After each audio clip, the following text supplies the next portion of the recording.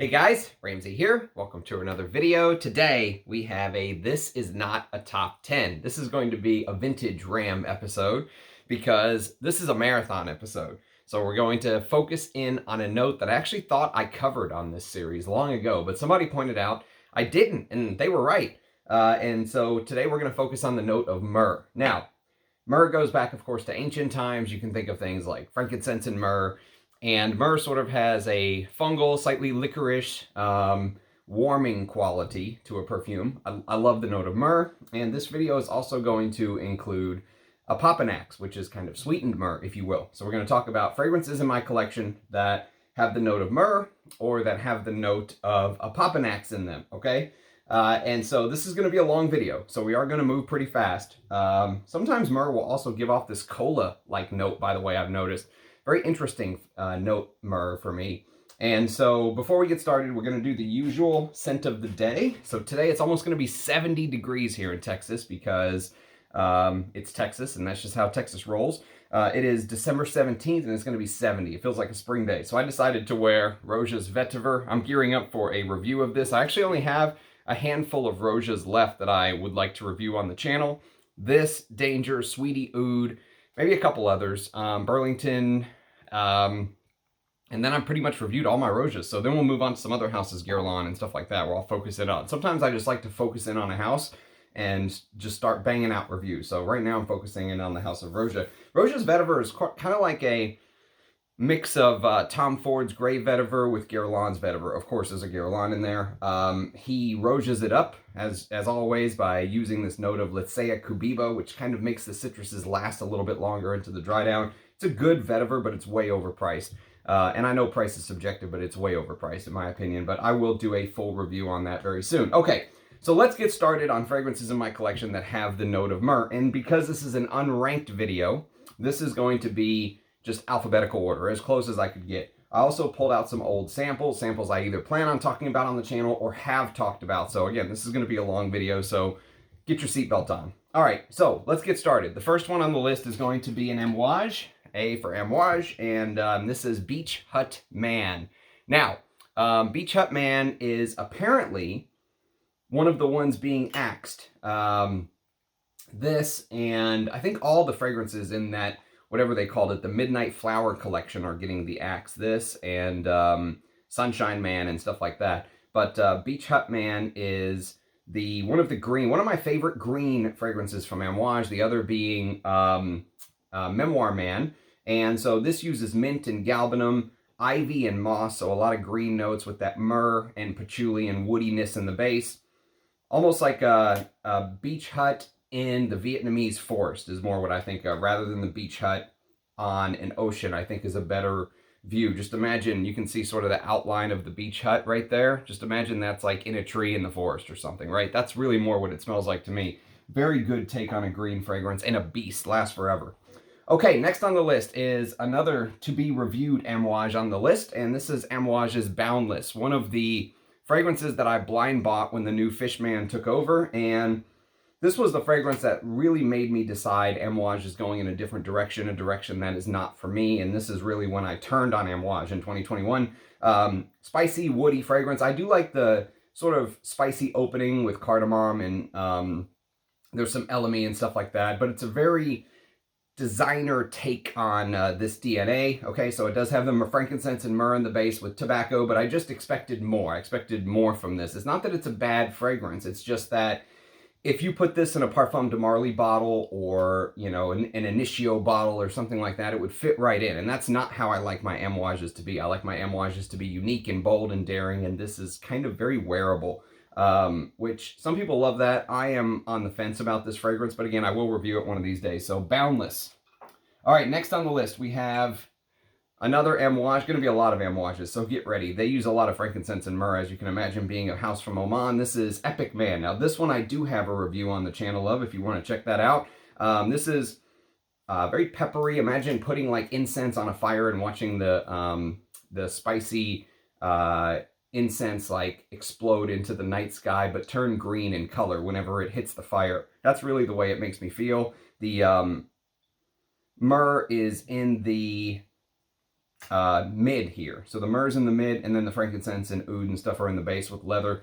One of my favorite amouages, and definitely the best thing that perfumer Rhonda Hamami has ever made. So Epic Man by Amouage. Okay, next on the list we have Gold Man.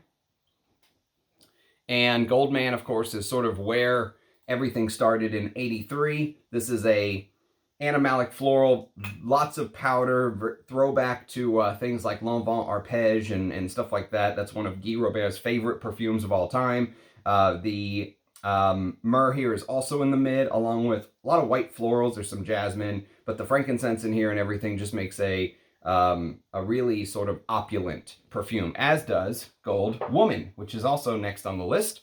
And so this is an older tester of Gold Woman when they used to kind of come like this. I don't know if it's a tester or what, maybe a bottle that they gave to the press or something. I don't know, but if you look on the bottom, you can see it actually says Sultanate of Oman, back when the Sultan actually owned Amouage before they sold bits and pieces off to investors. Now it's a little different fragrance company, obviously. Not the good old days of Amouage. The Myrrh is in the heart here as well. There is still the civet and ambergris and all that stuff. A floral oriental. Some say it has shades of number 5. It has shades of arpège, like I said, in number 5 and stuff like that. But a brilliant Amouage, one of the best from the 80s. Okay, back to modern times. We go to 2018, and this is from perfumer Leslie Gerard, which I think this is the best work that she has done. This is Imitation Man. Look at the dent I've put in this bottle. That's my dent. I'm very proud of that dent. This is a floral, leathery fragrance, unlike anything you've ever smelled until one of Eugene's fragrances came along by Antoine Lee last year, which we'll talk about. That's also in this video. This is black pepper, citron fruit in the top, which is very unique. I wish more people used, more fragrances use that citron note. And there's this amazing violet iris rose combination with leather and myrrh and castoreum in the base. The castoreum smells very high quality for a modern niche fragrance, and it gives off this vinyl feel. This is supposed to be like a reminder of Christopher Chong's childhood growing up in the 1970s. So you think about vinyl records, you know, plaid jackets with patches on the elbows. This does remind you a little bit of that time because of the vinyl feel that's created in here. I really like this fragrance. I think it's one of the most underrated Amouages. Okay. Next on the list, we have a bunch of interludes. So we have Interlude Man, the beginning, the OG from 2012, one of the most unique Amouages, one of the fragrances that got me into Amouage. This fragrance is where like my mind was blown when I smelled this a decade ago. Oregano, pimento, bergamot, frankincense, Opoponax. So this has sweet myrrh, amber, cistus, and labdanum are different, but they come from the same plant if I understand it correctly. Leather, oud, patchouli, and sandalwood. I mean, it literally smells like you are in an opium tent, and you can see the smoke like wafting. You know, you can just see the resins like you're in a bazaar, right? And you can just see the sellers selling all these resins and people testing them and smoke rising, and it's so gummy and smoky. And I think this is I think it's a masterpiece. The Blue Beast. I will review this one of these days. One of the Amouages I've been a little hesitant to review because I want to make sure I do it justice. Okay, and then the first flanker Amouage ever put out back in 2020, which is also where I kind of turned on the brand. 2020 with this, and then 2021 with Boundless. This is Interlude Black Iris. So Amouage doing flankers, I was like, oh, you know, it's all downhill from here. So they've toned down that oregano note in the top. They've added rosemary and violet leaf, which makes it a little more traditionally masculine. And they've added an actual myrrh note in here with a pretty beautiful Florentine iris note. It does smell very similar to the OG, but there are some differences as it goes along. But you probably don't need both. It's probably overkill unless you're a collector like myself. But I will, again, I'll review this one of these days, Interlude Black Iris. And then we have a couple samples that I have here. One is Interlude, whoops, wrong one. Interlude 53, the pain that it took to pull out all these samples. I must warn you guys that some of these samples I'll be able to show you, and some of them I just gave up looking for. Like, I could not find all of the samples. Impossible when you have as many samples as me. I spent way too long looking for these samples for you guys. But Interlude 53 is supposed to be the 53% exceptional extrait that Amouage sells for $500 or whatever it is. Smells very similar to Interlude. Again, probably don't need Interlude 53 if you already have Interlude, especially the vintage versions.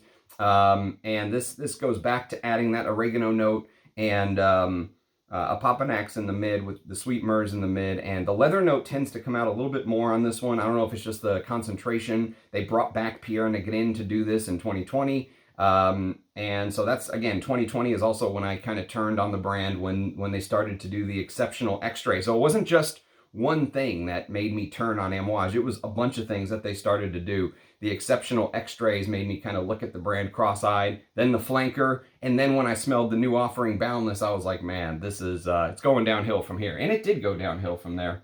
I have to add this one to the list, even though I didn't have it, because I found it at the very last second, and it is Interlude Woman from 2012, and this also has the Opoponax note in the mid. This is a very interesting, I would love to have a bottle of Interlude Woman. The marigold note in the top adds a little bit of this crinkly sort of, dried leaf feel to it. They've added some things like ginger and grapefruit and bergamot in the top, and everlasting flower. And so it does go in a little different direction. I can see maybe a little more of that floral aspect to the spicy, woody, resinous side of everything, but I really like Interlude Woman. One of the vintage women Amouages I would love to add to the collection one day. Okay, next on the list, we have Jubilation.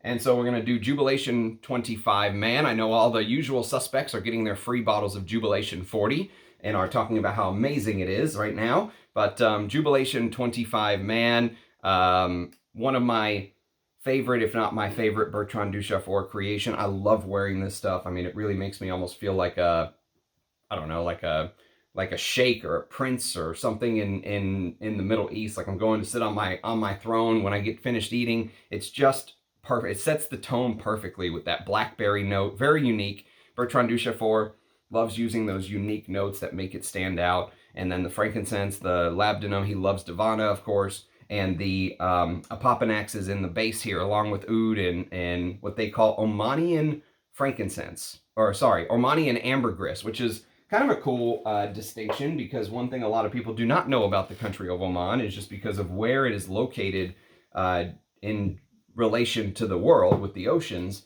Something like 20 to 30% of natural ambergris literally just washes up on the coast of Oman. From what I read once, of course, I don't know if that's true or not, but I did read that once. And so if that's the case, it's very interesting because, ambergris is a big component of perfumery. Sorry, I'm trying to rush because we have a lot to get through. Okay, next on the list is Jubilation 25 Women, another vintage throwback. And this one, you can see, it's a little different than the gold that I showed you, but it's still kind of old school. And this is a brilliant fragrance. This is one that I tested a sample thanks to my buddy Dushan. He sent me a sample of Jubilation 25 Women, tested it, and I was like, man, I need a bottle of this. This is an amazing, spicy, it's like an Oriental Chypre blend. A little bit of Diaghilev in here, if you know Diaghilev, but more, what sticks out if you look at the note listing that's missing is the cumin. There's a big cumin note in here that's not listed in the note listing. You get it in the top, along with beautiful ylang ylang and this lemony rose, which if you smell the old Amouages, the gold and stuff like that, you'll get the silver as well, especially that silver crystal bottle I did a review on the channel. You'll get that sort of vintage Amouage floral blend, which is beautiful, with frankincense, Divana. This is a Lucas Swiezak creation, and the Myrrh is in the base. Okay, next on the list, we are going to talk about a new Amouage, one that came out this year, actually, if I'm correct. Yes, this year. And this is called Lineage. So I actually did a live stream where I tested all four of these: Search, Purpose, Lineage, and Guidance. And surprise, surprise, none of them are full bottle worthy to me. Actually, this whole set, when you get it, just smells like a stinking amber woods. It smells much, you never used to smell this smell from old Amouages. Again, another thing that made me turn on the brand. I'm completely transparent with everything as to the reasons why. There are many reasons why I have turned on the House of Amouage. Lineage is a Karine Vincent-Spenner, one of my favorite perfumers of all time. What she did for Amouage in the early days is just like, yes, bow down. Just amazed at her work. And I know she was young when she started, and Christopher Chong like set her on this path that she's on with the creations that they made together. This one is maybe the most interesting of the bunch, the most unique. But I think this would sell pretty well in like China, Japan, the Asian countries, because it has this sort of weird milkiness. Maybe it's the fenugreek. There's a strange milkiness, but it mixes with the myrrh and frankincense and benzoin, and it does feel like an amouage. Many of my complaints is a lot of these new fragrances don't feel like amouages. This one does feel like an amouage, but it's not for me. But one that is for me, and kind of the curtain call of Christopher Chong, one of his final fragrances is the Great Overture Man. I got this bottle straight from Harrods when it was a Harrods exclusive before they changed it and put Overture on the front here. And Overture Man, oh God, Overture Man is one of my favorite boozy fragrances of all time. It's got cognac, grapefruit, cumin, saffron, labdanum, the myrrh, and the benzoin are in the heart, with mastic absolute, cinnamon, patchouli, frankincense. It is animalic. They don't say what animalic notes, but probably a mixture of maybe like civet and hyrax or something like that. Sandalwood, smoked leather, and clary sage. I think it's a brilliant, I honestly, one of my favorite cognac fragrances on the market, period. This and Roja's Creation E are two of my favorites. And then we have Overture Woman, which this is one I absolutely could not find. It took me forever to find this little sample for you guys just to be able to do this on the channel. But I did a review of this, and for the longest time, I said Silver Oud by Amouage Opus 13, I believe, was the best thing that the Fishman had done. And now I'm really second guessing that, because I really think that this Annick Minardo creation may just overtake Silver Oud just a little bit. I think this is brilliant. It has that apple brandy sort of top note, so it stays with the boozy theme, but there's a ton of saffron in here. Like, if you want to see saffron, if you want an example of a fragrance that uses saffron to perfection, Overture Woman will teach you how saffron should be used in a fragrance, with myrrh, a beautiful rose centrifolia note, which I think those are the big fat roses, geranium, leather, labdanum, and frankincense in the base. Just a brilliant creation. I would love a bottle of this, and I would love a bottle of Interlude Woman. Those are the two women fragrances that I would love to add to the collection one day. Okay, next on the list we have another amouage that was featured in a video for me. Now I'm trying to find the damn thing. Here it is. So I did a comparison video between Reflection Man and Reflection 45, and Reflection 45 adds some things that Reflection Man does not have. One of them is Angelica, which adds this greener side to it, and the other one is Myrrh. There is no Myrrh in the original Reflection Man. It says Myrrh and Opoponax in Reflection 45. So Reflection 45 is more like a true flanker, which is what they should be doing with that exceptional X-Ray line, if you ask me. They did bring Lucas Swizak back to create this. He was the creator of Reflection Man, which I think is good. So a floral, powdery, but more green and resinous take of Reflection 45. That's one of the ones I would not mind adding to the collection, or to my fragrance addiction, if you will. But yesterday I did a review of Andy Towers, the Air of the Swiss Alps, and I thought that was in the same realm of Reflection Man and Reflection 45, but maybe even goes slightly in a different. It kind of takes a little bit of a left turn and really focuses on that fresh air accord, like being over a mountain, and I really, really enjoyed that fragrance. Okay, let's do a quick intermission.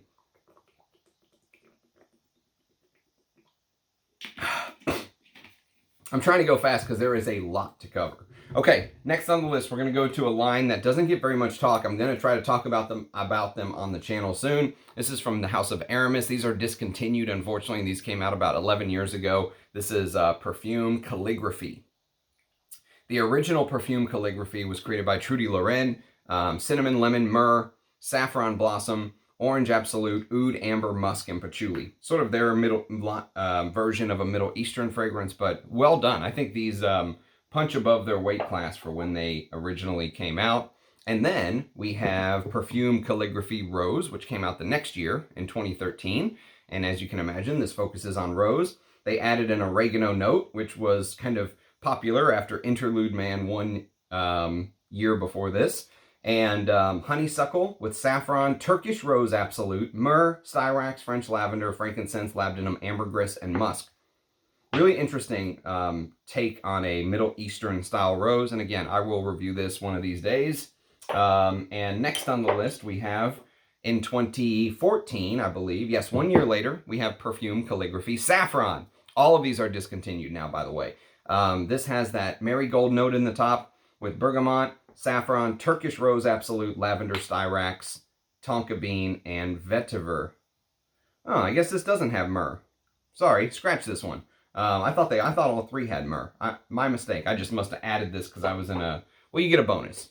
I was in a. I guess I was just in a trance, adding all three from the line, but it's not all three, so I'll make sure that doesn't go into the description part. Okay, next on the list is some Arise Ladores, and this one I've reviewed on the channel. This is called Atlantic Ambergris. Definitely full bottle worthy. I'd love a bottle of this one day. It's just, you know how that goes. This came out in 2017, the OG. There was also an Atlantic Ambergris 2, which I think they smell almost identical. I wouldn't care about having either. 1 or 2, I'd be happy with either one. This is Russian pine, bergamot, cardamom, white ambergris, champaca, clove, jasmine sambac, nutmeg, tonka bean absolute, ylang ylang, Opoponax in the base, nagamatha, violet leaf, labdanum, oak moss, and orris root.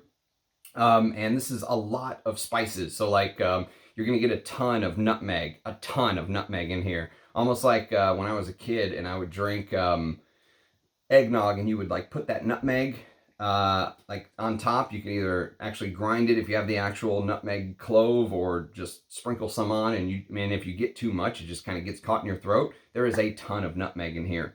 But I love it. I love the way it works with the ambergris. And I heard Thomas from Early Greek say that this fragrance just smells like the story of life, which is a beautiful thing to say about a perfume. Okay, next on the list, we have a fragrance that came out last year in 2022. And this is called Aquilaria Blossom, another one that I reviewed on the list. Russian Adam sent this to me maybe like, I don't know, a month or two before it came out. He said, don't talk about it yet, but we were planning on doing a interview together. And Aquilaria Blossom is a combo creation with his friend Taha of, oh God, now I can't remember. I've got a bunch of them on my channel. It'll come to me later. But his friend Taha of one of the other oud creations and creation companies, and Taha actually like helped Russian Adam or pushed him to found his own brand, if you will. And thank God that he did. And Aquilaria Blossom is like a fresher take on oud. So the whole idea was like, imagine if you had a oud tree with a like a blossom that it created like a flower, which I don't think oud trees do. But so it's resinous and citrusy and floral. It has that little bit of that white ambergris. You'll smell an Atlantic ambergris. But this goes much more in the direction of his friend's house, which I can't believe I'm forgetting the name.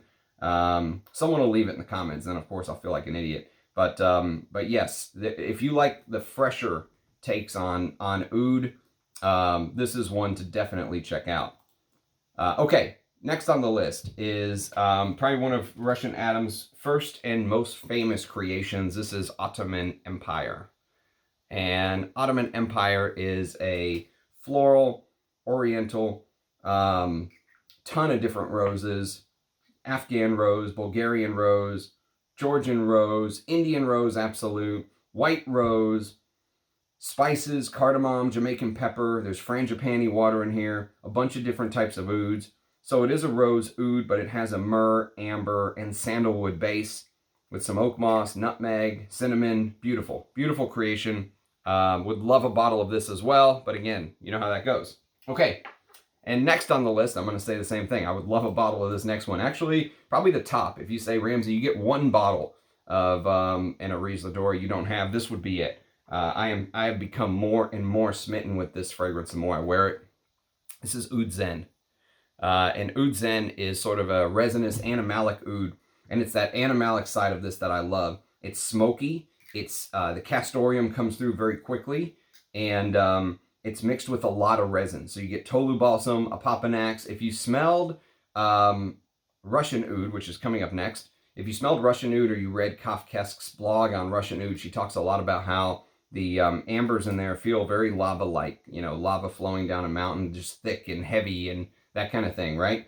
Oud Zen takes that, but almost to another extreme, almost like the lava is cooling and it's becoming harder and heavier. It's not flowing as fast, right? Oud Zen is one of my favorite ouds that I do not have a full bottle of. I love, love, love Oud Zen. It's got New Guinea oud, Sri Lankan oud, Indian oud, Indian vetiver, Indonesian sandalwood, and then you get the Opoponax, the Tolu balsams, which are the resinous bits, and the castoreum, the animalic bits. Beautiful. Okay, next on the list we have the aforementioned Russian oud. And so Russian oud is kind of a oud that brings in chocolatey aspects and ambery aspects, and it's a very wearable oud, very, very wearable. And just look, you can almost see the see how thick it is, like, see how it's like coated up around the sprayer. It's so thick and heavy, and that's how it wears, almost like a gourmand take on oud, but with chocolatey cacao and actual musk. They say Siberian deer musk maceration derived from a gigantic musk pod. Google resinoid, Indian myrrh, labdanum, and cedarwood. Beautiful. A beautiful creation. One of my favorite ambery fragrances to wear. Okay, next on the list we have an Arquiste, which I actually reviewed on the channel. This is non-bond. And non-bond is probably full bottle worthy as well. Really interesting, spicy, woody. There's a very well done osmanthus note in here. It's peppery, leathery, smoky, a lot of different things. It's got that waxy styrax feel in here with the myrrh note in the heart. Very well done by Rodrigo Flores Rue, a perfumer who I really rate his stuff. I think he's really something. Now, here's a brand that I do not rate, but I'm going to talk about it on the channel anyways. I've reviewed one of their fragrances and just took a left turn and never talked about anything else, but I've been sitting on these for years, it feels like. This came out in 2020. This is called Amber Leavable. Yes, that is actually the name. Amber Leavable, from the house of Astrophil and Stella. It's a house I really, I don't know. Not really impressed with what I've been smelling.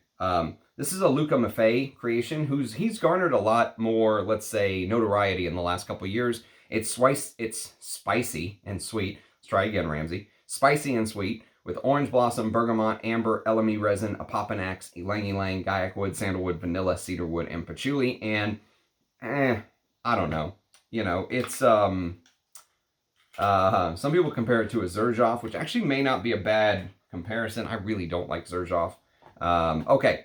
So, next on the list, we have one of the all-time greats. This fragrance got a Vintage Hall of Fame review on my channel, and I am in love with this fragrance. I mean, I think it's one of the greatest castoreum fragrances of all time. Actually, I've now reviewed two of the all-time great castoreum fragrances because I reviewed Antaeus within the last week, and I reviewed Balenciaga's Portos, which is just, I mean, it's perfect for me. This has me all over it. It's spicy, leathery, animalic. The castoreum in here literally growls. I mean, you know, yes, there are little hints of Aramis from the 60s in here, but this does its own thing. The mossiness and the dry down, the smoky frankincense, the animalic castoreum, the myrrh, which is in the base. I think it's just brilliant. There's some green mugwort in the top, spicy coriander. It's a masculine lover's dream from 1980. If you wanted to, you know, put together a who's who all-star list of castoreum fragrances, that would be on the list. Chanel Antaeus would be on the list. I would urge you to check both of those out. Is my camera moving when I, like, hit my table? When I make a point and I hit the table, I feel like the camera shakes a little. Stay right there, buddy. Okay, next on the list there are some Bortnikovs, and the first one is going to be a fragrance that I reviewed on the channel, but I do not have a full bottle, and I only have a couple drops left. I'm like, I really got to look for it. Just a couple drops. This is called L'Heure Exquise. There was a version in 2018 and a version in 2020. The 2018 version is discontinued. The 2020 version, I don't know if it's still available or not, but this is basically like a Champaka oud. So if you're a fan of Champaka, oh god, and the spices in here with that signature cardamom Bortnikov woody bit that you've gotten kind of used to if you know his work, It's mixed with cacao. There's a little bit of this chocolatey oud in here with ambergris, styrax, tolu balsam, myrrh in the mid, nagamotha, Indonesian oud, and Vietnamese oud. I think it's full bottle worthy. I am big fan of L'Heure Exquise. Would love a bottle of that one day. And then a bottle that I actually have that I would love to do a review on. I owe you guys a review on this one of these days. This is Mysterious Oud. So Mysterious Oud, there's the note breakdown. Beautiful. One of the handful of Bortnikovs to use this Opoponax, this sweet myrrh in the base. There's an amber shimama note in the top, which is an attar that I think I've discovered what the mysterious Sultan Pasha attar someone sent me. I think this was a shimama attar, and it's absolutely beautiful. That's my guess, but there's a shimama attar. We don't exactly know what that is because it was a freebie Sultan Pasha sent out to his people who purchased stuff from him long ago. And orange, and you really do get the orange in the top with rose, hybrida, jasmine, cinnamon, clove, myrrh. So there's myrrh in the heart and Opoponax in the base. That's sandalwood 100K that him and Russian Adam distilled together. Oud roots, wild and Vietnamese, oud hindi and oud trat, and labdanum and vanilla. So really like a resinous oriental style. Imagine like opium done with ouds is really an easy comparison. Okay, next on the list, Burberries for men. Burberries for men. Originally came out in 81, I think. This is the version from 92. Both are fantastic from my understanding. I would love an 81 bottle, but I'm happy with this. This is, I like sort of the minty leather combo. Very similar to what Derby did in 85. Maybe this even inspired Derby, since this came years before Derby, with that lavender mint tarragon thing in the top, and then the amber leather myrrh civet animalic earthiness in the base. And in the heart, you've got lots of florals and woods and peppers and carnation and stuff like that. Just a brilliant old school fragrance. I'll review this on the channel. I think I talked about this on the channel one day, though. My version is from the mid-90s from Royal Brands.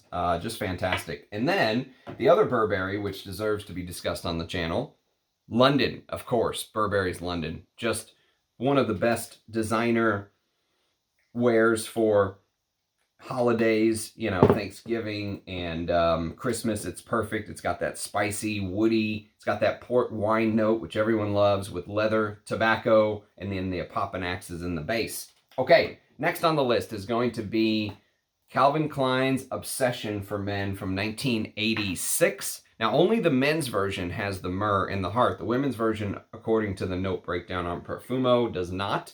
But I really do love both versions. I will review them both, but I have a suggestion to those of you vintage hunters. If you want to find the OG version, go for the one that says cologne spray. Many people don't know there was a cologne spray. You don't only have to find the one that is Calvin Klein Cosmetics, but I would urge you to try to find the cologne spray. The vintage that is Calvin Klein Cosmetics that is an eau de toilette is still very good. I have both versions. But this cologne spray version is something else. I mean, it's not something else entirely. It just feels so much more, you know, that there's that combo between that soft muskiness that just envelops you and sort of the animalic side of the musk. It's like a two-parter, you know. And then on top of that, you get all that warm cinnamon with vanilla. The myrrh, again, is in the base, is in the heart here, excuse me, with rosewood, clove, pine, red berries, nutmeg, patchouli, amber, sandalwood, vetiver. It's just a spicy, oriental, musky this is the 80s in a bottle. I mean, honestly, it's beautiful. It really picks up the torch from Lagerfeld Cologne from the late 70s. Just a brilliant fragrance. Okay, speaking of brilliant fragrances, this is the Eau de Toilette Concentré version, which is different from the Eau de Toilette. This is the Eau de Toilette Concentré version of Chanel's Pour Monsieur from 1989. Probably my favorite version. I prefer this and the Eau de Parfum to the EDT. The EDT is much more buttoned up, you know, straight line. Think about like the Johnny Unitas like haircut, the the you know, spiky, but then cut straight, the flat cut, just very, you know, militaristic. This has a little bit more personality to it. It's, you know, it's like the personality wasn't beaten out of it. It's Opoponax and vanilla and vetiver in the base, and it sort of kept that lavender, cardamom, nutmeg, spicy thing. But yes, I actually prefer this one. And this one uses, the difference is the oak moss in the OG. The eau de toilette concentrate is turned up when you compare it to the newer version. The eau de parfum is what they call the new version of this, which is more vanilla. But I actually like both. I like both. Okay, next on the list is a fragrance I could not find. So I tried to find it. I looked high and low. Is this thing moving? It's driving me crazy. Let me just see if I can. Why are you moving? What are you doing? Stay right there, sir. We don't have time for this. Okay, stay right there. Okay, so this is a fragrance I could not find no matter how, and then I changed something. Nothing's easy. Which light looks the best? I'm gonna go back to this one. Okay, so I could not find this sample. I tried and tried and tried to find this sample, and I couldn't. So I'm just gonna talk about it. I talked about it on the Darren Allen live stream. So if you want to hear my thoughts, you can watch that live stream, but this is called Sweet Repose by Darren Allen. It's lavender, lily, opium poppy, violet, iris, orris butter, tonka bean, vanilla, cedarwood, fossilized amber, frankincense, absolute, and myrrh, absolute. And Darren Allen stuff for a self-taught perfumer. It seems very polished, and you know, it's a house that you will hear more about. See, it looks like it's moving on me. Why are you moving? Stay right there, buddy. Stay right there. Okay, next on the list is a Dior, and this is Bois d'Argent. One of the all-time great cologne. If you can find these older cologne versions, they're deeper. They're not as, you know, the newer version seems just more powdery and pleasant. This has more going on, more of the frankincense, you know, but a lot of powder still. A lot of powder. There's Somalian myrrh. There's Florentine iris absolute, Indonesian patchouli, honey, amber, white musks, and leather. Annick Minardo, again, created this one, the great Annick Minardo. And this is kind of like the fragrance that was a little bit of the blueprint for Dior Homme in 2005. This came out in 2004. This was the iris that kind of set the tone for Dior Homme. Okay. Next on the list, we have a couple of Francois Demachy's best flankers while he was the chief man at Dior, and this is Eau Sauvage Parfum. Now, this particular version, the 2012 version, is the only one that has the myrrh in it. They have they re-engineered it in 2017 to include elemi instead of myrrh, but both versions are good. I prefer this one. Calabrian bergamot, Somalian myrrh, Haitian vetiver. Seems like a very simple note breakdown, but it's not a simple fragrance at all. It's perfect for the office. It's classy, spicy, woody, and that myrrh note.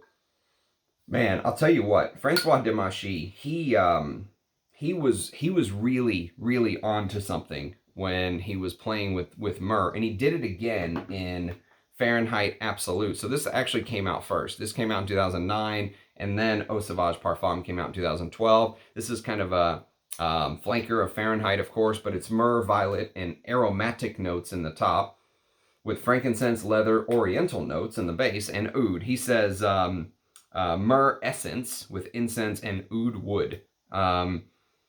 So oriental, spicy, you know, you do get that violety bit from that violety gasoline bit a little bit in here, but it's toned down because the myrrh just seems to kind of flatten everything. You know, the myrrh flattens everything, but in a good way, if that makes sense. The devil's juice, according to Mark. Okay, next on the list, this is Volutes by Diptyque from 2012.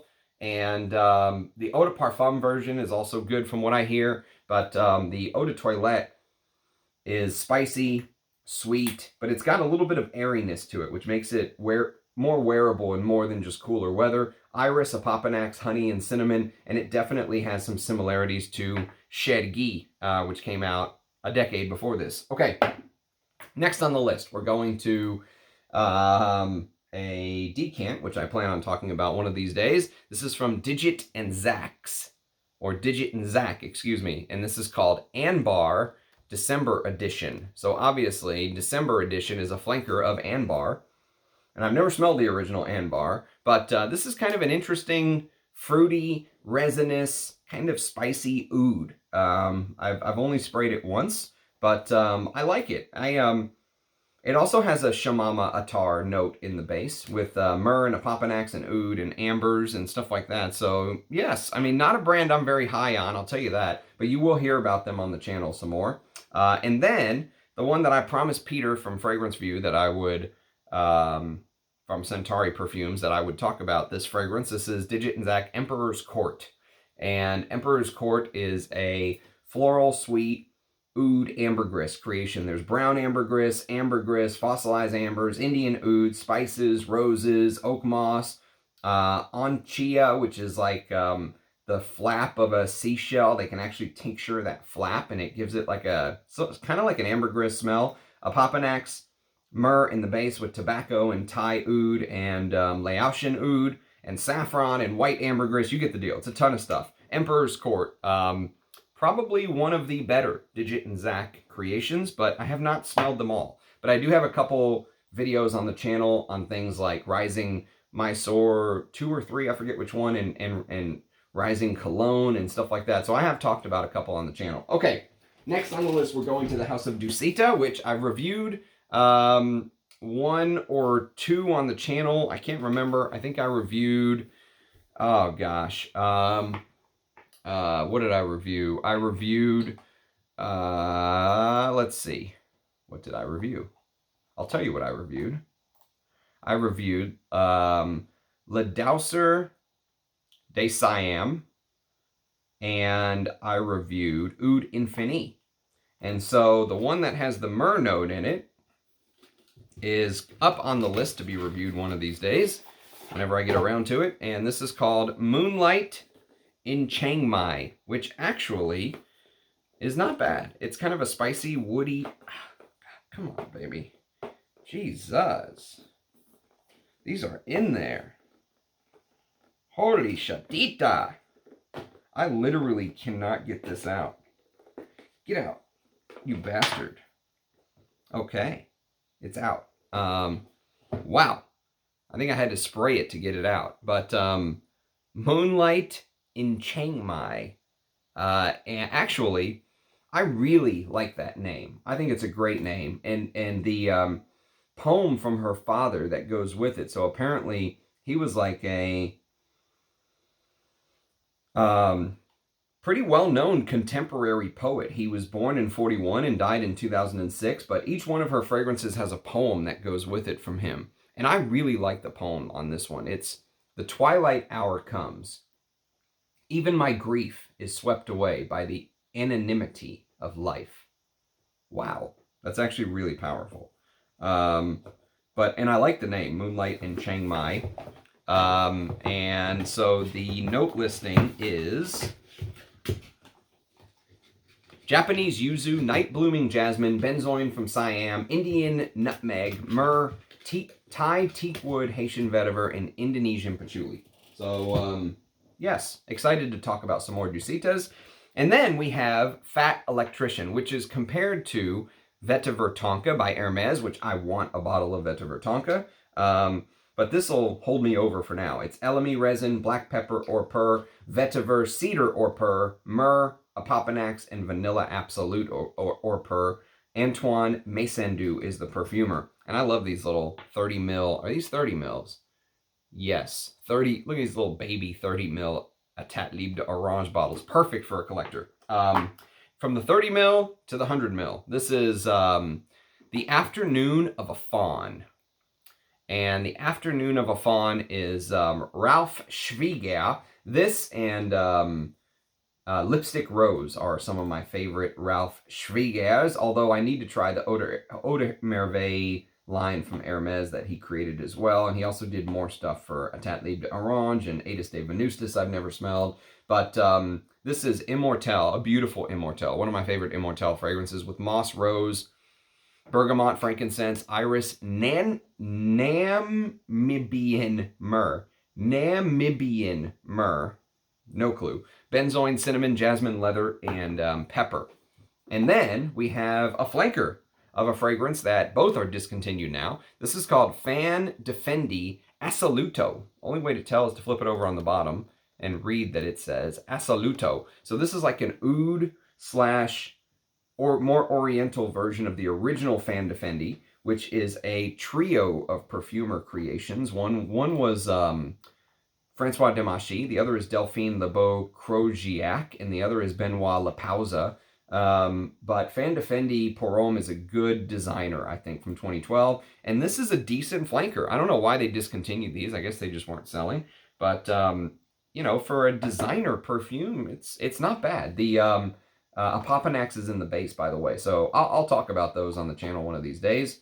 And then we have a long discontinued fragrance, at least in this version, the 1970 version. This is Givenchy 3. One of the best green floral chypres, I think, out there.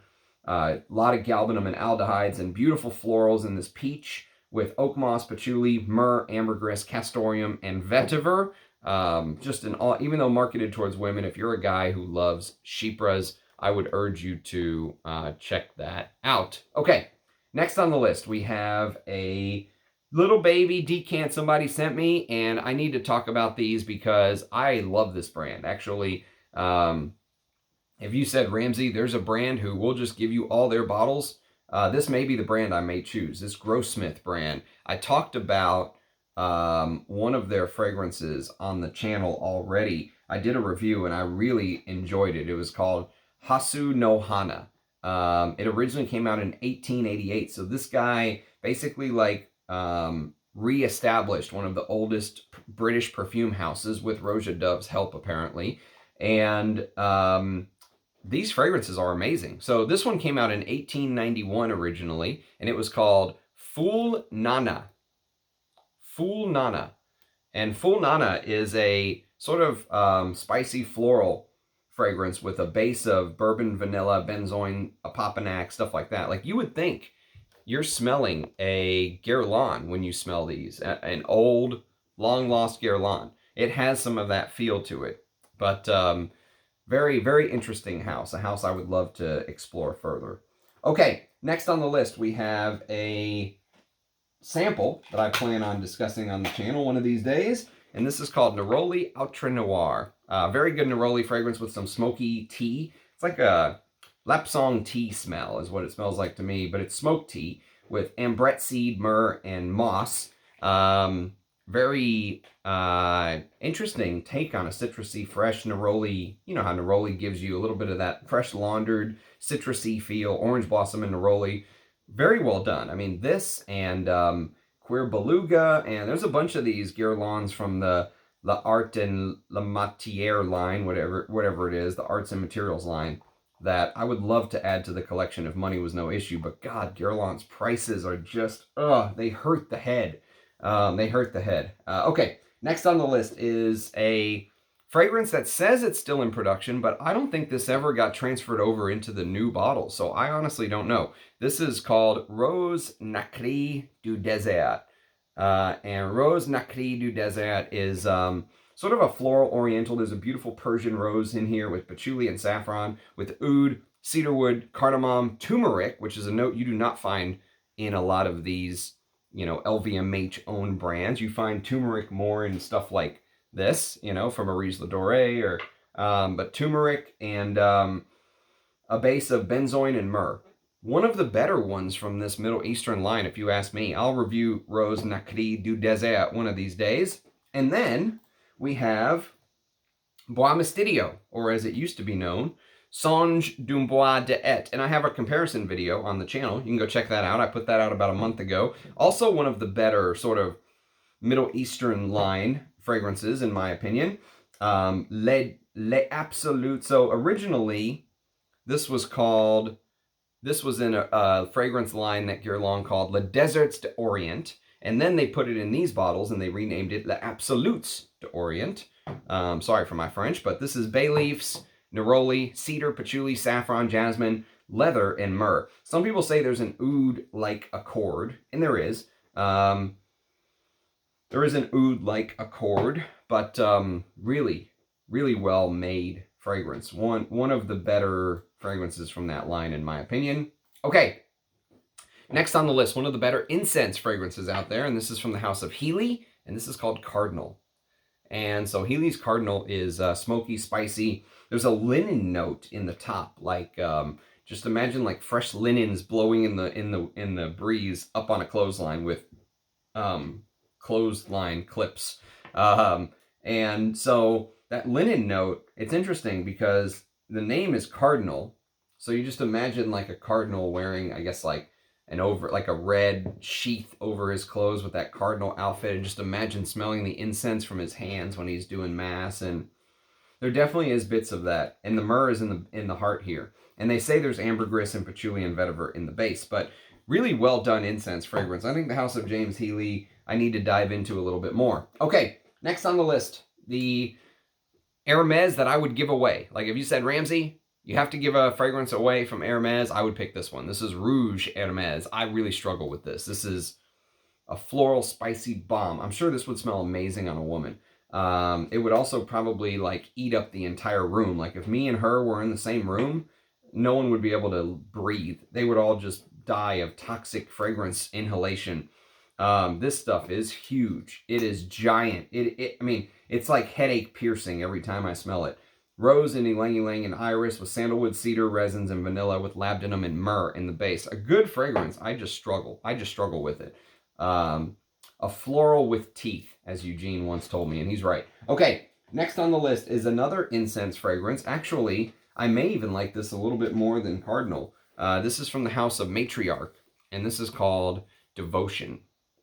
And Devotion is actually a really good incense. I will review on the channel one of these days. Smoky, spicy, resinous. You get myrrh, frankincense, what they call exotic spices, amber, tea, oud, Opoponax, leather, Hawaiian vanilla. So maybe it's out eating pineapples, and ambrette. And so again, a really well-made incense, heavy fragrance. Smoky, spicy, woody incense.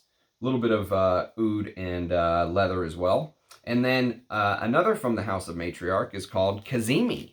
And you can see I've got these discovery atomizers because when you have a big collection, you don't always need whole bottles. These are perfect for me. These, whatever these are, 9 mils, 10 mils. Cazimi is a beautiful floral spicy rose, rose attar, white ginger lily, bourbon rose with more rose, rose otto, wild rose, green heartwood, white rose, Virginia cedar, exotic spices, oak moss, Opoponax, oud, ambergris, and hyraceum. I really like Cazimi as well. So a good house. I think it's a house that I need to dive more into. Their prices are just outrageous. Okay, next on the list is a sweet vanilla fragrance, which I'm always suspect about vanilla in perfume because I have the ultimate vanilla with Guerlain Shalimar, which did not make the list, but I wouldn't be surprised if there was a little Opoponax or myrrh in there. But this is from the house of Imaginary Authors, and it's called Memoirs of a Trespasser. So Memoirs of a Trespasser is sort of a smoky, woody perfume. I recently reviewed a fragrance called Spirit of the Glen by D.S. and Durga. And there's an interesting oak barrel note in that fragrance that you get in here as well. But this is much, much sweeter. And it doesn't have the beautiful Scotch whiskey note of Spirit of the Glen. This is a lot of benzoin and bourbon vanilla with myrrh and ambrette and gaiac wood. You know, if you're a vanilla fan, that may be one to check out. But I'll review that one of these days as well. Okay, now back to discontinued fragrances. This is called Jean-Louis Scherer 2. And this is a beautiful, I got this for under 20 bucks or 20 bucks, something like that. Parfums International distributed this at the end. This is just, no, I'm sorry. Parfums International did not distribute this at the end.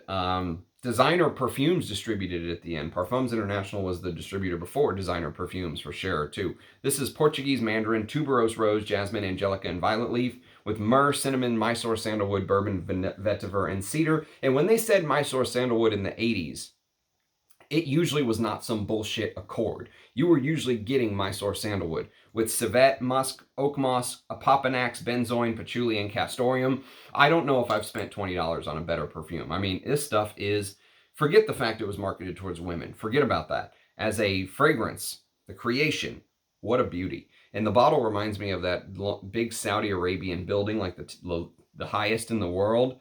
Love that fragrance. I'll review it one of these days. Okay, next on the list, another on the never-ending to review list. This is from the house of Joe Malone. Yes, I hate Joe Malone, but this is probably my favorite Joe Malone. It's called Myrrh and Tonka, and this is actually a pretty good fragrance. I hate to admit it's good, but did you know that this is the vintage packaging of Joe Malone? They have new packaging now. Of course they do, because Estee Lauder owns them.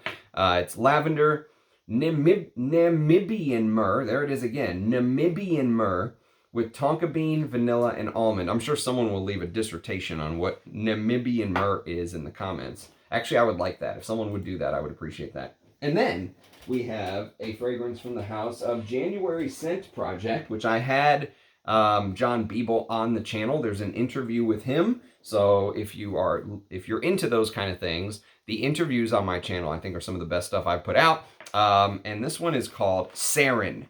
Now, sarin, if you know, is a sort of gas, like a toxic gas, a poisonous gas. And it's a great name for a fragrance. I actually really like this. Actually, there's a lot from this house that I would not mind owning. I think he's done some amazing work here. Heliotrope, champaca leaf, citrus notes, cypriol, gaiac mint, musk, Opoponax, pot marigold, and marigold, smoke, sandalwood, sage, rose, and woody notes. And I mean, it stained the damn atomizer head. Look at that. It's very potent. And I have a review on the channel. So I would urge you to check out Sarin. Really, really enjoyed getting to know his work. And if money was not an issue, I would probably own a bunch of those. Okay, next on the list is a fragrance that a lot of people think is discontinued. It's not discontinued. It's just an online exclusive only from Lalique. And this is called Ambre Noir. And Ambre Noir is kind of their version of a boozy cognac. I mentioned cognac earlier when we talked about Amouage Overture Man. This is also a pretty good cognac, but more designerish, not as out there as Overture Man.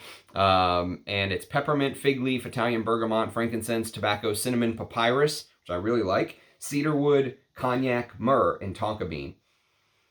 Really interesting, spicy, woody, slightly boozy, and then, of course, with the resins from the myrrh, Ambre Noir. Good fragrance. Lalique punches way above its weight class to me. Like, they're a good designer house. Okay, next on the list is a L'Artisan Parfumeur, which is discontinued according to Parfumo.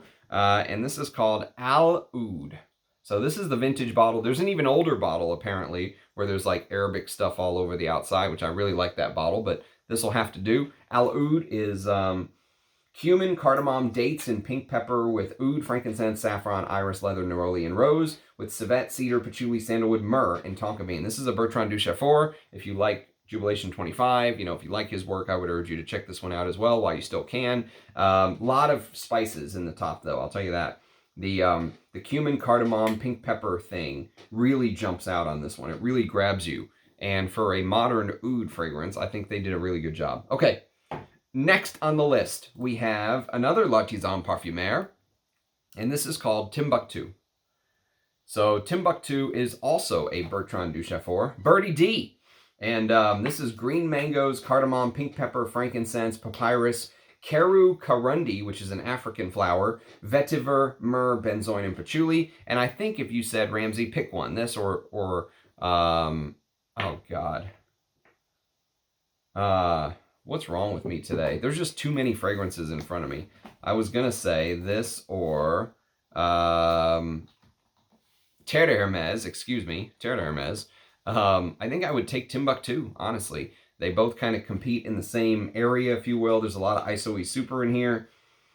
But it works. It just works. And I think Bertrand Duchefort with that green mango and Keru Karundi note, again, just prove he's the master at injecting something that just make the fragrance memorable and unique. And so, big fan of Bertrand Duchefort's work. Okay, Now, earlier when I talked about Imitation Man by Amouage, I said that that is a fragrance that felt very unique to me and one of a kind until this came out last year. This is La Douleur Exquise by the house of Les Abstraits, Eugene's brand. Many people give fragrance YouTubers a hard time when they put out their own brand.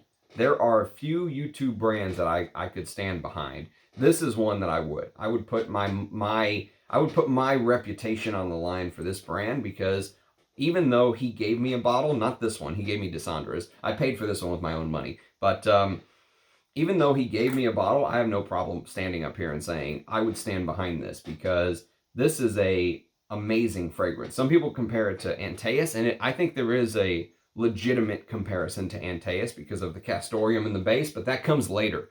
That comes like 3 to 4 hours later. In the beginning, you get a lot of sort of the frankincense, the spiciness, the cumin comes out, the clove comes out, the rose comes out. There's a very high quality Iris Palladia note in here.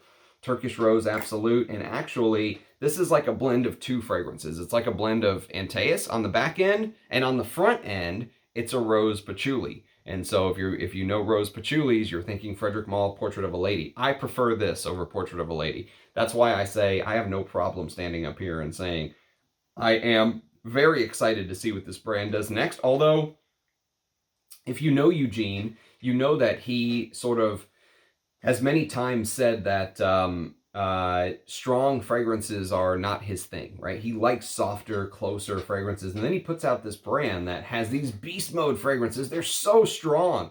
So the next thing he puts out next year, I would fully expect them to be toned down a little bit. But if you like beast mode vintage scents like I do, this and Dessandra's are must sniffs. Nothing is a must buy. People get all butthurt when I say this is a must own, must buy, but this is a must sniff. Okay, next on the list we have Les Indemodables, and my favorite Les Indemodables, which that's saying something because I think it's one of the best niche houses out there. This is Oriental Velours, and the reason this is one of my favorite Les Indemodables is this is a mixture of Somalian myrrh, and actually if you've been like putting little asterisks next to the really myrrh heavy ones, you should have put the asterisk next to Eau Sauvage Parfum. There are other asterisks you could have put next to Interlude Man and stuff like that, but this needs an asterisk next to it because Oriental Velours is one of the best. 2016 this came out, and it's one of the best takes on myrrh, I think, and all I have is this 10 mil decant. Is perfect for me. I wish I had a full bottle, but it's an expensive brand. They only sell 50 mils, I think. Very resinous. The myrrh in here is so just perfectly executed, like a liquid myrrh, just splashing around with so it's resinous, but it's also thick and heavy, and the spruce note in here is so perfectly green, and spruce is a fragrance that I just wish they used more in perfumery, but this is a brilliant fragrance. There's also a little bit of jasmine and a little bit of Haitian vetiver, and I think this is the Egyptian jasmine that they used in here, but love Oriental Velours. If you said, Ramsey, you get a full bottle of any Les Indemodables, it would be that. Although I would like to try their new Patchouli Noisette one day as well. Okay, next on the list is a discontinued celebrity fragrance, probably one of the best celebrity fragrances of all time. This is Luciano Pavarotti. Hey, I just imagine him in the tuxedo singing Nessun Dorna, or forget how to pronounce it, but singing his freaking ass off. And I mean, this just smells like a fragrance for a man who lived life in excess, you know. He loved good drink. He loved good women. I mean, he just lived life, right? That's the way that this fragrance smells to me. It smells a little bit vintage, a little bit modern, a lot vintage actually, because this reminds me a lot of Givenchy Gentleman from 1974 with that honeyed patchouli take, but there's also resins. There's a Opoponax in the base. There is Russian leather note that comes out a lot more in the heat. And there's like an ivy note in the top. I mentioned ivy when we talked about Beach Hut Man by Amouage. And it's just, you know, there are very few celebrity fragrances that have this type of quality. This is like, you know, expert quality to me. If you've ever smelled Tom Ford's Moss Brex, which I have a decant, I will review Moss Brex one of these days on the channel. That's a long lost gem. If you said, Ramsey, you can have one Tom Ford fragrance, it would be a big old bottle of Moss Brex, because I love that stuff. But it's very similar to Luciano Pavarotti. Okay, next on the list, we have another discontinued fragrance, sorry. This is from the house of Lolita Lempica, and this is called Eau Masculine Eau de Parfum Intense. This is the Eau de Parfum Intense version. And it's star anise, iris, myrrh, vetiver, bergamot, and oud. And so they brought Anique Minardo back to do a flanker of the original Eau Masculine, which came out like 20 years ago. And she did this, and they added iris, they added myrrh, they added oud, they kept the star anise. Oh, it's beautiful. Just a beautiful designer. I wish more designers were done like this, or like this, or like this. You know, these are good designers. Or like this. You know, a lot of these designers that I talked about today are good designers. So yes, this is a good lineup. A good lineup indeed. Okay, next on the list we have a discontinued according to Parfumo fragrance, which is stunning that the brand discontinued this. The brand, I think, is in turmoil, to be honest with you. This is from the house of Maison Mona d'Orio, and this is called Quia. And I love these old bottles. Thank you, A2, for sending this bottle to me, as a friend, by the way. Her old bottles had like one of her favorite champagne corks, or like the part on the champagne bottle that you put on there. Because her whole idea was when you opened up one of her bottles, it was supposed to be a celebration. Did you hear that pop? The new bottles don't do that, but just brilliant. I love it. I love it. And oh, Queer, God. This version in particular I'm in love with. The new stuff is good too. I won't bash on the new stuff. It's just, maybe it's because there's more air in this bottle. It's changed a little bit. You get more of the spices up front. The cardamom specifically jumps out a little bit more in the vintage, but both versions are really good. Sort of a burnt leather, ashy, very industrial leather. If you smell Giacomo di Giacomo from the early 80s, this is like a niche version of that. Very smoky, very well done. Green touches from the absinthe. Just a brilliant, brilliant creation by Mona d'Orio. Shame it is discontinued if it truly is, because this was the best from the brand, from what I know of the brand. Although there's a lot to discover still on the brand. I do have some decants, others that I have not talked about on the channel, so you'll hear more from that brand soon. Okay, next on the list is the house of Nila Vermeer, and this is called Ashoka. Now, I've got two of these little discovery things. This came out in 2013. It's a green, woody, slightly milky fragrance, but again, Bertrand Duchaufour with that fig milk note, water hyacinth. I mean, listen to this note listing. Fig, lotus, water hyacinth, parsley, and rose. Parsley. I mean, how many of your perfumes have parsley in them? Fig milk, sweet acacia absolute, jasmine sambac, ylang ylang, frankincense, geranium iris, and osmanthus absolute in the heart, with heliotrope, sandalwood, vanilla, ambergris, cedarwood, myrrh, styrax, birch, fir balsam absolute, Haitian vetiver, and leather. Very spring-like. Very, there's a freshness to this, a green woody freshness, but it's unique, okay? So, yes, Nila Vermeer Ashoka. Also, Treillis, I think, has a myrrh note in it, but I don't have Treillis, I don't think. Okay, next on the list is a fragrance from the house of Olfactive Studios, and this is called... Well, there's the little sample set someone very kindly sent to me. And this is called Panorama. Panorama. So Panorama is a Clement Gavari, who I think is Max Gavari's son. This is fig leaf, bamboo leaf, bergamot, lemon, and wasabi. Again, a very unique opening. Grass, galbanum, violet leaf, and cardamom, with fir balsam, musks, myrrh absolute, tonka bean, labdanum, patchouli, and vanilla. So you'll be hearing about Olfactive Studios one of these days. And then a flanker of maybe one of the most popular designers of all time, 1 Million. This is called 1 Million Privé. So I have no idea how this ended up in my wardrobe, but it's actually not, it's a discontinued 1 million. It's actually not bad.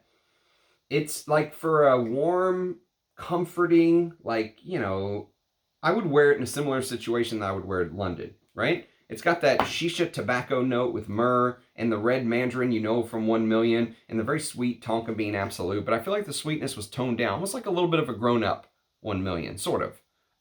Would I buy a bottle? Hell no. But I'll review it. It's an interesting gourmand tobacco thing. Okay, next on the list we have Musk Tonkin by the house of Parfum d'Empire.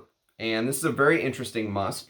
Animalic floral musk. Muscanone was used in here with lots of hyrax, tuberose, cistus, rose, frankincense, myrrh, and sandalwood. Marc Antoine Corticciatio is the perfumer. And this is the discontinued eau de parfum. The the extrait, which they offer now, is still good from what I hear.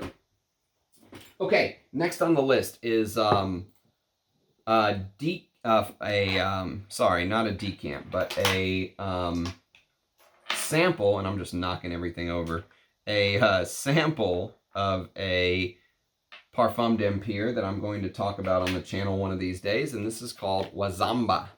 And Wazamba is kind of a spicy, smoky, gets compared to things like Etabie by Serge Luton, and it also gets compared to L'Eau Toi by Diptyque, which I've never smelled, but both of them have myrrh. So Wazamba has myrrh and plum and frankincense in the heart, with apple and cypress, frankincense and aldehydes in the top. So that'll be one you'll hear about one of these days on the channel. Also, Wazamba has Opoponax in the base, along with frankincense and sandalwood. Okay, next on the list is a Paul Sebastian fragrance, still in production to this day, all the way from 1975. This is called PS, Paul Sebastian, or as it's colloquially known, Fine Cologne. And so this is a vintage, back when it was distributed by Paul Sebastian. I have no clue who distributes it now, but it's lavender, sage, mugwort, sandalwood, musk, myrrh, patchouli, and vanilla, and it smells like there's a little bit of this yellow floral thing in here, which I don't know where it's coming from. Maybe there's ylang ylang or something. I don't know, but I need to revisit that. But the myrrh is in the base. Okay, next on the list is probably the best Penhaligons. I own almost zero Penhaligons. I do own one or two, I think, but this is called Sartorial. And if I was going to buy one more, this would be it. It's a spicy, woody, sort of like a barbershop take, sort of like a precursor to Hermes H24. That's a good way to describe it, because it has that sort of metallic, ozonic, like pressed clothes smell. You think sartorial, right? But it's got some beeswax and leather and honey, and there's more going on than just that. It's thicker than H24 somehow. I'm just knocking all these little samples that I pulled out over. Fuck. All right, they're just all gonna fall. Fall, damn you, fall. Okay, I'll come back to you. I'll come back to you, samples, when I really need you. Which will be very soon. Okay, that was a disaster. Everything's just over. Okay, I need a better space for samples. All right, next on the list is going to be a Prada. And this is called Prada Amber Pour Homme, which apparently is now being marketed by L'Oreal. It used to be made in Spain. Now they're made in France. So I guess if you can get the older made in Spain versions, do it. This is created by Daniela Andrier. Rich Mitch reviewed this and did a very good review on it. It's cardamom, neroli, bergamot, mandarin orange, musk myrrh, orange blossom, geranium, vetiver, labdanum, vanilla, patchouli, saffron, sandalwood, tonka bean, and leather. And then they have a flanker. This is called Amber Pour Homme Intense. Whoops, let's show you guys the front, shall we? Amber Pour Homme Intense. And you can see it's leaking around the outside there because the cap is untrustworthy, as is the little sprayer. I don't know if you can see that, but it falls right out. So we're being very gentle with this. Sort of a heavier take, more patchouli, more myrrh. It smells thicker and heavier, more ambers and vanillas. I like both. I enjoy wearing both. This could be worn more in the winter time. The, you know, Somalian myrrh makes it a little bit more resinous. And the Indonesian patchouli, a little heavier, a little thicker. But they're both good. The OG is probably more of a spring and summer. Okay, oh God, now we have a sample I have to find. This sample over here, I mean, they just all fell over. They're everywhere. Okay, but I found the one I need. This is called Prin Homa. So you'll be hearing about this one on the channel soon. Homa came out in 2020. Spicy animalic fragrance with lots of cumin, hyraceum, beeswax. I mean, if you've seen Prin Lomros's note breakdown on some of these, they go forever. Ash tree, costus, clove, myrrh, goat's hair, beeswax, cassia, champaca, hay, jasmine, kaffir, lime, leaf, laotianu, turmeric, tuberose, spikenard, saffron, mushrooms, benzoin, cardamom, galbanum, ghee. I don't think I even read them all. But yes, Homa is one of his fragrances you will hear on the channel very soon. And then we have a fragrance that I reviewed on the channel. Okay, I gotta fix this. I gotta fix this sample mess here. I won't be able to find what I need. This is called Ambra Aurea. So probably one of the best just straight up and down ambers I've smelled. It's myrrh, amber, and frankincense, and spicy and smoky, resinous, thick. What an amber fragrance should be. I really liked Ambra Aurea. I also really liked Fior de Ambra from that house. Those two are two great ambers. And then we have a Discovery Atomizer, which you will hear about one of these days. There are some similarities to Epic Woman. And the reason is because it's the same perfumer. This is Cecile Zarokian, and this is called Shayduna. This is called Pure Distance Shayduna. Shayduna, definitely get the Epic Woman comparison. There's also maybe a little bit of, oh God, Tango by Mask Milano in here, which she also did. It's that way she uses the benzoin and ambers and floral notes. You know, this doesn't have the tea that Epic Woman has, but it does, I think, add myrrh, and well, definitely adds myrrh, and maybe a little bit more vanilla. There's black currant in here, so it's a little bit, it's almost like Middle Eastern style fragrance without any oud listed, if that makes sense. Okay, next on the list we have a fragrance I couldn't find. I do have a sample of somewhere, but you're just gonna have to live with me telling you about it. Tea Habanero by Rania J has a myrrh note in the base. If you want to hear more about that, I have a live stream from Rania J on my live streams. You can go check that out. And then we have one of my favorite leathers from the past, which doesn't get enough love, from Germaine Cellier. This is called Bandit, which I will definitely review one of these days. I love Bandit.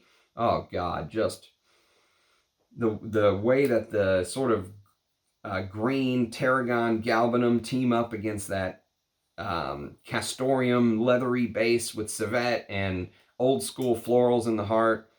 This could easily be such a butch fragrance, as they say. Even though it's marketed towards women, easily. Actually, it's probably more masculine than feminine, even though it's marketed towards women. Okay, next on the list, we have some Rosias, and one that I reviewed on the channel. If I can find my decants. Where are you? Here you are. This is called Rosia 51 Pour Homme. I believe this is the Eau de Parfum version that is discontinued. There's now a Parfum version, which I'm not sure if that's discontinued or not, but it's also kind of a rose patchouli. You know, I think at the time I said that if it wasn't for La Douleur Exquise, I would probably go for something like this, but honestly, I think this is the better fragrance anyways. But it's a rose patchouli with the addition of oud and ambrette and Opoponax in the base. It's a good fragrance. I like 51 Pour Homme, but I just, you wouldn't need to pull the trigger on that.